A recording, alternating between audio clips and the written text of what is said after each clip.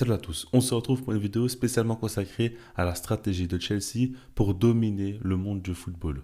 Comme vous le savez, ils ont remporté la finale de la Coupe du Monde des clubs face au Paris Saint-Germain sous score de 3-0. Ils ont remporté la première édition de cette compétition et en plus de ça, face aux champions en titre avec une prestation monstrueuse. J'en ai fait une vidéo et j'ai expliqué que ça a été un match très impressionnant de leur part. Ce qu'il faut se dire, c'est qu'ils ont envoyé un message fort au reste de la concurrence en disant qu'ils sont bel et bien de retour. Alors évidemment, il faudra confirmer ça sur le terrain, mais en tout cas, ils ont prouvé qu'ils peuvent déjà réaliser de grandes performances. On va voir la suite, on va voir ce qui va se passer, mais déjà, ce qui est le plus intéressant pour moi à observer, c'est leur stratégie. Parce qu'au départ, quand Todd Boehly est arrivé à Chelsea, quand il a racheté le club, on l'a vu un petit peu comme un fou. On s'est dit que c'était encore un investisseur milliardaire qui va venir s'amuser dans le football et ne pas trop penser aux sportifs. Mais ici, je vais bien vous montrer que sa stratégie a été très bien pensée. Je ne sais pas s'il va finir par réussir à remporter des titres majeurs, notamment en Première Ligue ou en Ligue des Champions. Mais tout ce que je sais, c'est que la stratégie est bonne et va dans la bonne direction malgré tout ce qu'on a dit de mal de Chelsea. Moi en premier, mais attention, ils savent ce qu'ils font. On va commencer par le premier point qui concerne évidemment le mercato. Comme vous le savez, Chelsea a investi énormément d'argent. C'est simple, j'ai regardé un petit peu les chiffres. Depuis 2022, depuis l'arrivée du nouveau président américain, Chelsea a investi sur le marché des transferts 1,6 milliard, pour être plus précis, 1 milliard 670 millions d'euros. C'est dingue, c'est une somme colossale en seulement quelques mercatos. Et par rapport à ça, évidemment, il y a eu des transferts marquants à plus de 100 millions d'euros, comme Moises Caicedo, Enzo Fernandez ou Modric. Mais par la suite, ils se sont calmés. Il n'y a plus eu de recrues comme ça aussi coûteuses à plus de 100 millions d'euros, mais plutôt énormément de joueurs. Et on comprend qu'il y a un lien entre tous ces joueurs, c'est qu'ils sont très jeunes. Si on regarde l'âge moyen d'effectif de Chelsea, c'est de 23,3 ans. Pour vous dire, en Première Ligue, lors de la saison qui vient de s'écouler, ça a été le record historique de l'équipe la plus jeune. Donc là, on ne parle pas d'une équipe qui veut rajeunir son effectif, on parle d'une équipe qui veut uniquement jouer avec des jeunes joueurs. C'est-à-dire que Todd Boehly est arrivé et a compris que dans le marché des transferts, les jeunes joueurs ont une place de plus en plus importante. Parce que leur valeur marchande peut vite exploser, parce qu'ils ont un potentiel qu'ils peuvent atteindre, c'est-à-dire qu'aujourd'hui ils peuvent valoir 50 millions, mais demain peut-être valoir 100 millions d'euros, donc il y a une plus-value à aller chercher. Et puis aussi, c'est un sport qui met en avant beaucoup le côté athlétique des joueurs, physiques de plus en plus avec les années. Et évidemment que les jeunes ont plus de ressources physiques que les plus anciens, c'est une évidence, c'est la science, et par rapport à ça, il a voulu miser à 100% sur les jeunes. Le truc, c'est qu'il a été hyper agressif.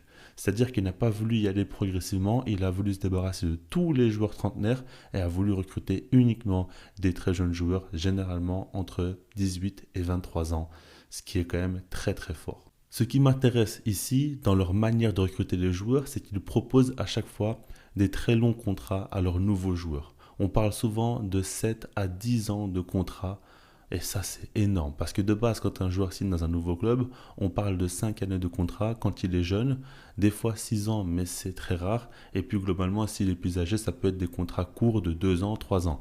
Là on parle vraiment des contrats très longs. Et pourquoi Chelsea le fait? C'est uniquement pour une question économique. Ce qu'il faut savoir c'est que pour les clubs de foot, ce qui est le plus important, c'est le coût annuel des joueurs. C'est-à-dire que pour mesurer le coût d'un joueur, il faut prendre le montant du transfert, le diviser par le nombre d'années de contrat et rajouter à ça le salaire brut du joueur. Maintenant, si on part du principe où le joueur est assez jeune, généralement, il n'a pas un grand salaire, pas tout de suite, parce qu'il n'a pas encore pu prouver. En plus de ça, ce qu'il faut prendre en compte aussi, c'est qu'ils mettent des années de contrat très longues aussi. Donc, ça fait qu'au lieu de diviser par 5 comme d'habitude, eux, ils vont diviser par 7 ou par 8. Et à ce moment-là, l'amortissement annuel d'un joueur est beaucoup moins coûteux. Ça fait qu'il rentre dans les clous du fair play financier et à ce moment-là, il ne risque rien. Et en plus de ça, il y a un autre avantage aussi. Il recrute des jeunes joueurs et on sait que des fois, ça peut prendre 2-3 ans avant qu'ils explosent, peut-être même 4 ans.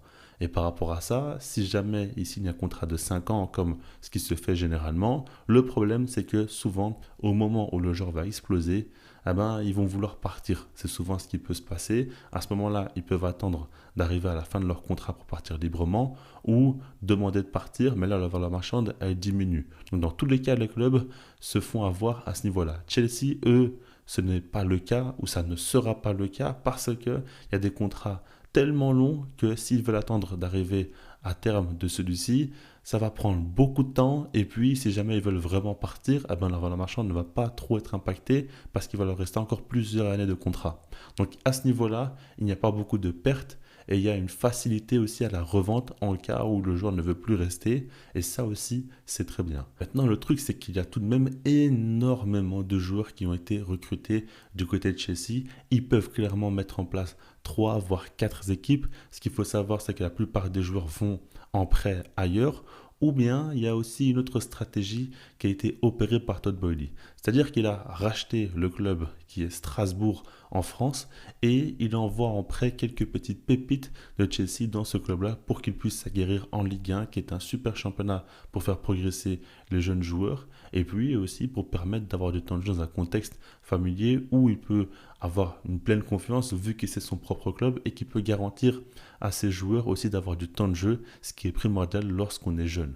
Et là, on a vu des joueurs exploser, comme par exemple Petrovic, le gardien, où on a vu André Santos aussi, qui a réalisé une grande saison. On parle ici d'un gardien qui a été l'un des meilleurs du championnat, et André Santos qui a été l'une des révélations aussi. Ils ont vraiment été très forts. Par exemple, André Santos est de retour avec Chelsea, et on pense clairement qu'il aura une place au niveau de la rotation. Et Petrovic, lui, pourrait devenir le gardien numéro 1, on ne sait pas, mais en tout cas, il y en a beaucoup qui veulent le voir à ce poste tant il est talentueux.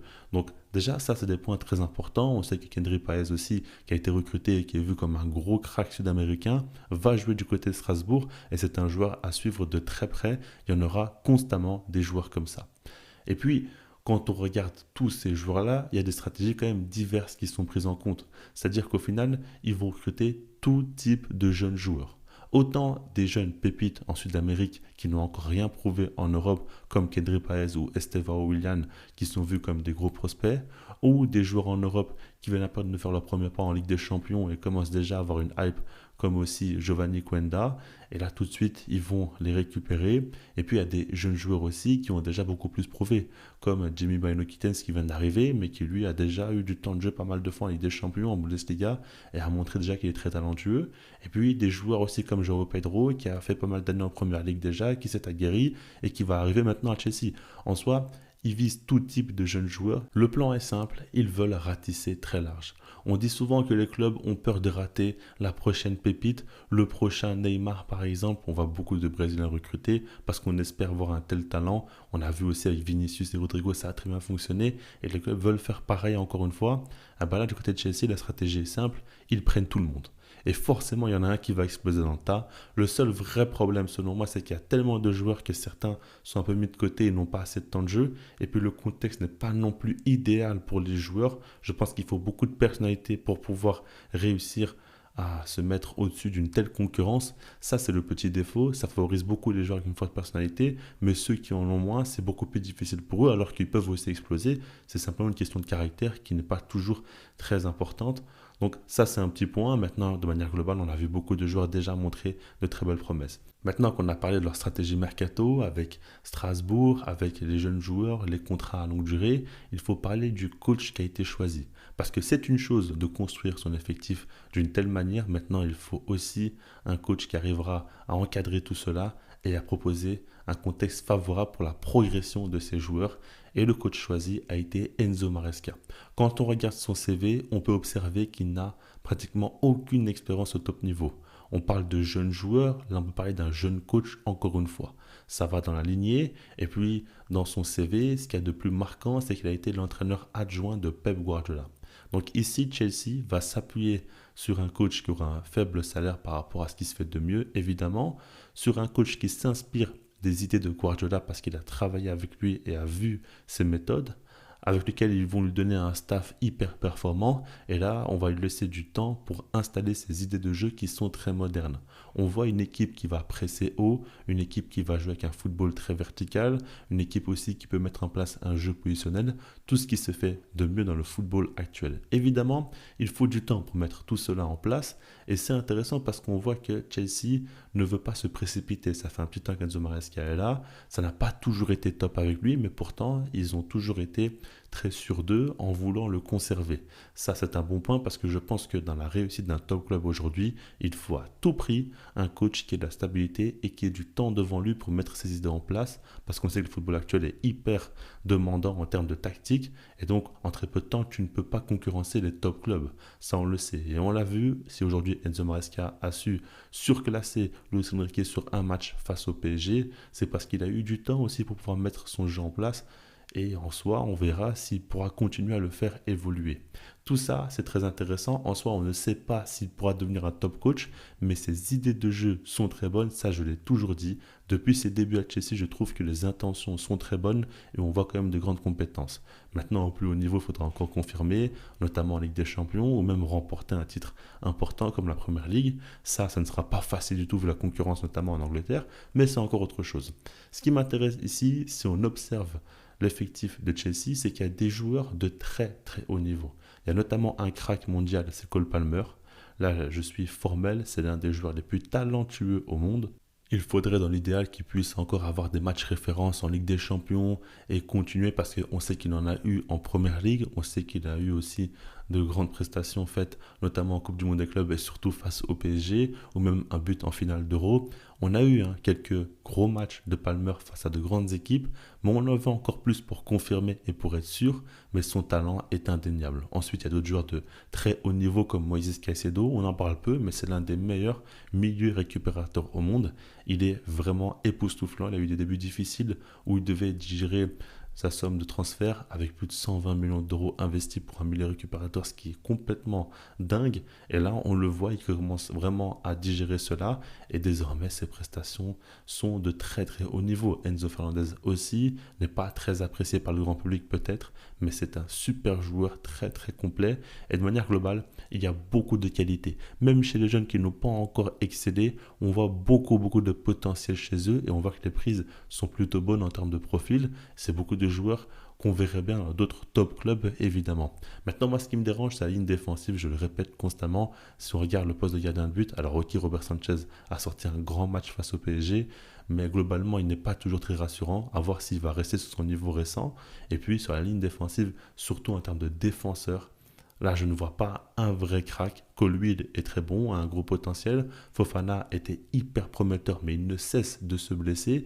Et puis, globalement, des joueurs comme Chalobah, Badiachil, bon, on a vu des joueurs comme ça dans le passé, et ça a été toujours très problématique. Alors moi j'aime bien Malo Gusto, j'aime bien Cucurella, je trouve que c'est des latéraux très bons. Après je ne sais pas si vraiment c'est des latéraux de niveau élite, mais en tout cas ils sont tout de même très bons. Mais globalement, il manque encore un peu plus de force défensive. Et puis en attaque, on parlait toujours d'un numéro 9 manquant. Là actuellement, il y a João Pedro qui marque énormément et qui apporte beaucoup dans le jeu. On verra s'il va confirmer, c'est important d'être patient autour de lui. Mais jusqu'à présent, c'est très bon. Après, encore une fois, il faudra toujours la confirmation. Il ne faut pas non plus s'enflammer trop vite. Par rapport à tout ça, on comprend que l'effectif de Chelsea est basé sur des joueurs hyper talentueux qui ont déjà prouvé au plus haut niveau et d'autres qui sont encore à un niveau moyen et ça peut être des limites dans cette équipe-là et des freins pour la suite. Donc il faudra faire attention et il faudra encore continuer à les faire progresser ou à faire émerger d'autres jeunes joueurs. Ensuite, un point qui me paraît très important pour la suite, c'est que Chelsea devra absolument être patient. C'est une très bonne chose qu'ils aient pu retrouver le top 4 en Première Ligue. Je ne pensais pas qu'ils allaient réussir à le faire aussi vite. C'est une très bonne chose aussi qu'ils aient remporté la première édition de la Coupe du Monde des clubs. Ça, c'est vraiment une très bonne nouvelle pour eux, surtout avec une telle victoire encore une fois face au PSG. Mais maintenant, il faudra être patient parce qu'il faudra aussi avoir de la stabilité. C'est-à-dire réussir à se qualifier chaque saison en Ligue des Champions, ce qui ne sera pas facile parce qu'en Première Ligue, encore une fois, la concurrence est vraiment très importante. Et puis en Ligue des Champions aussi, commencer à passer quelques caps, se fixer des objectifs. Huitième de finale, quart de finale, et puis petit à petit monter en demi ou essayer de remporter de la compétition, ce serait vraiment de très bonnes choses et de très bonnes perspectives pour eux, mais on n'y est pas tout de suite. et je pense qu'il ne faut pas brûler les étapes. C'est pas parce qu'ils ont battu le PSG ce score de 3 buts à 0 qu'ils pourront tout de suite être un prétendant au titre en Ligue des Champions. Très loin de là, le football est compliqué, il y a une concurrence qui est extrêmement féroce, toutes les équipes se renforcent, et je pense que si je parle de patience pour Chelsea, c'est parce qu'il y a tellement de nouvelles recrues, tellement de joueurs qui en soi ont très peu de matchs joués ensemble, qu'il faudra leur laisser du temps aussi pour qu'ils apprennent de mieux en mieux à se connaître. Et puis c'est une équipe qui n'est pas toujours très régulière. On l'a vu par exemple cette saison en Première Ligue, ils ont fait une première partie de saison énorme où ils jouaient le titre, où ils enchaînaient les victoires et les très bons résultats, et une seconde partie de saison où là par contre ils ont été totalement irréguliers et on ne les a plus reconnus sur le terrain, dont notamment Cole Palmer aussi, il a fait justement une très grande première partie de saison, et puis ensuite il s'est complètement éteint et il a été fantomatique. C'est ça qu'il faut se dire aussi. Il faut qu'ils soient réguliers de la première à la dernière journée. Il faut qu'ils arrivent à continuellement montrer le même niveau de compétitivité. Et là, on va les prendre vraiment au sérieux. Je pense que le potentiel est extrêmement haut, mais je pense qu'il faudra encore un petit peu de temps pour pouvoir l'atteindre. Mais attention, parce que leur stratégie est très bonne. Quand on sait qu'aujourd'hui, les équipes qui arrivent à performer au plus haut niveau sont souvent basées sur des joueurs extrêmement jeunes, Chelsea, c'est leur projet. Et là, ils l'ont accentué à fond. Si jamais ça fonctionne, on aura une jeune génération de joueurs qui va réussir à grandir ensemble et à gagner des titres. Ça pourrait être très, très prometteur pour la suite. Donc, j'ai hâte de suivre ça. À la base, je ne vous cache pas que j'étais pas du tout hypé par leur projet. Je trouvais que c'était trop d'argent investi et c'était un petit peu anti-sport dans le sens où on n'aime pas voir comme ça un président arriver et injecter des milliards tout de suite sur le marché des transferts et dérégler un petit peu tout ce qui se passe. Mais en soi, on sait que maintenant, il y a énormément de propriétaires qui sont milliardaires. Au PSG, on parle beaucoup de leur réussite.